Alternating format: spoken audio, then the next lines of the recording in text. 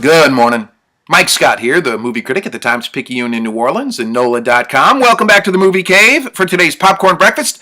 Today is Tuesday, October 7th, 2014, and we'll start today with Harry Potter author J.K. Rowling, who, as she points out on her Twitter feed, is a very busy woman as of late. In addition to her charity work, she's working on a new novel. She's also tweaking a screenplay. What she doesn't say, though, is what the name of that title, the title of that screenplay and the title of that new novel are, which, of course, prompted all manner of speculation this week in the Twitter sphere.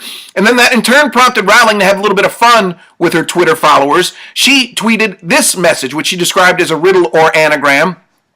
It says, "Cry foe, run amok, far awry. My wand won't tolerate this nonsense." She then followed that up with a separate Twitter message that said something along the lines of, that'll keep you busy while I get my work done here. So, but what does it all mean? Is this a hint about maybe some new Harry Potter writings coming down the pike? Does it have some sort of reveal, something to do with her script for Fantastic Beasts and Where to Find Them, which we know that she's working on?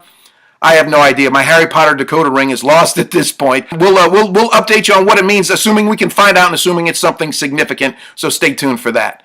Moving on a little bit to Robin Hood, of course, the classic literary work that's been adapted for the big screen and the small screen multiple times. Looks like it might be headed for another big screen adaptation, but not exactly how you remember it. According to The Hollywood Reporter, Sony Pictures is closing in on a 7-figure deal for a Robin Hood pitch that it's built in the mold of Marvel's Avengers franchise. Of course, the Avengers franchise sort of reinvented the architecture for a franchise, giving each character their own movie with crossover appearances in each of those movies from other characters, and then they all assemble for one big omnibus feature. So presumably what we'd get here is a Robin Hood movie. We'd get a Will Scarlet movie, a Little John movie. We'd get a Friar Tuck movie, and then they'd all join ranks for one big Merry Men of Sherwood Forest movie. Now, again, it should be stressed that this is really, really early in development. It's just at the pitch stage, which is pre-scripting. So we don't know the directors, we don't know cast, we don't know when they're going to shoot. But it is a project worth watching because it's one that holds a lot of promise, not only for Sony Pictures from a franchise standpoint,